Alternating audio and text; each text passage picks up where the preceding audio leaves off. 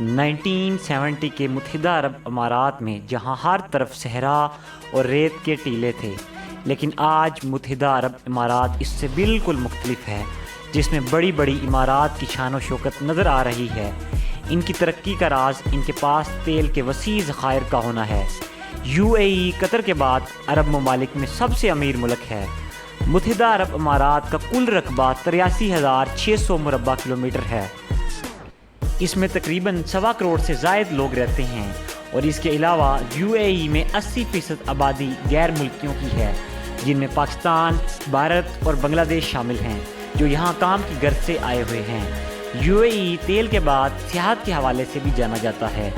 اب UAE نے مصنوعی جزائر بھی بنائے ہیں، جو کہ دنیا بھر میں ایک آئیکونک حیثیت رکھتے ہیں، اور ایک اندازے کے مطابق UAE صرف سیاحت سے سالانہ $8.5 ارب کماتا ہے۔ اور اس کے علاوہ UAE میں 40 سے زائد فری ٹریڈ زونز ہیں۔ فری ٹریڈ زون سے مراد جہاں تجارت پہ کوئی ٹیکس لاگو نہیں ہوتا، اور نہ ہی اس سے اس کی رقم کا ریسورس پوچھا جاتا ہے، اور اس کی آئیڈینٹی بھی سیکرٹ رکھی جاتی ہے۔ اسی وجہ سے UAE کے ان فری ٹریڈ زونز میں پوری دنیا کے انٹرنیشنل برانڈز بھی موجود ہیں۔ یہ ان کی ایک گیم چینجر پالیسی ثابت ہوئی ہے، اور پوری دنیا کے سرمایہ دار یا کسی بھی ملک کی سیاسی شخصیات اپنی بلیک منی کو وائٹ کرنے کے لیے انہی فری ٹریڈ زونز میں انویسٹ کرتے ہیں۔ آپ دبئی کو ہی دیکھ لیں، 1990 میں جو جگہ پوری طرح بنجر تھی، گرمی، پانی کا نہ ہونا اور چاروں طرف ریگستان ہی پایا جاتا تھا۔ اب آپ کو یہ بتاتے ہیں کہ دبئی ڈسکور کیسے ہوا۔ پہلے دبئی ایک گاؤں کی طرح تھا جو ابو ظبی کی سلطنت میں آتا تھا۔ 1833 میں شیخ مخدوم نے اسے ابو ظبی سے الگ کر کے ایک الگ کنگڈم بنایا تھا، تو یہ دبئی کے فاؤنڈر بھی کہلاتے ہیں۔ دبئی کی قسمت تب بدلی جب شیخ راشد بن سعید دبئی کے رولر بنے، اور انہوں نے دبئی کو ایک گاؤں سے بدل کر ایک بہت خوبصورت شہر بنا دیا۔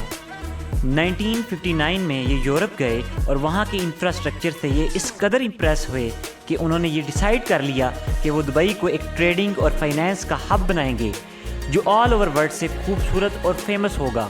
اس کے بعد انہوں نے یہاں بہت بڑا ایئرپورٹ بنایا، انفراسٹرکچر پہ بہت بڑی رقم خرچ کی۔ اب اس کے بعد اس ترقی کے سفر میں 1966 میں یہاں سے آئل نکلتا ہے، لیکن اتنی بڑی مقدار میں نہیں جیسا کہ باقی عرب کنٹریز میں۔ اس پر شیخ راشد کا یہ موقف تھا کہ آئل مل تو گیا ہے لیکن زیادہ دیر نہیں چل سکتے، تو شیخ راشد نے یہ فیصلہ کیا کہ وہ یہ پیسہ بھی انفراسٹرکچر ڈیولپمنٹ میں لگائیں گے، اور انہوں نے اس موقع پر ایک لائن بھی کہی تھی جو آج تک بہت فیمس ہے۔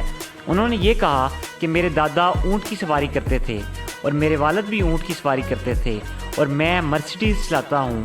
میرا بیٹا لینڈ روور چلائے گا، اور اس کا بیٹا بھی لینڈ روور چلائے گا، لیکن اس کے بعد اس کا بیٹا بھی دوبارہ اونٹ چلائے گا۔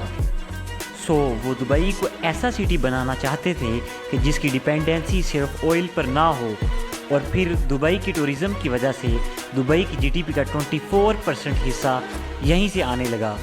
دبئی کو ڈیولپ کرنے کے لیے باہر سے ہائیلی سکلڈ لوگوں کو بلایا گیا۔ اگر آپ کو ہماری یہ ویڈیو اچھی لگی ہو تو ہمارے چینل کو سبسکرائب کریں، اور اس ویڈیو کو لائک کریں، اور مور انفارمیٹیو ویڈیوز کے لیے سبسکرائب کے ساتھ ساتھ بیل آئیکن پہ بھی کلک کریں۔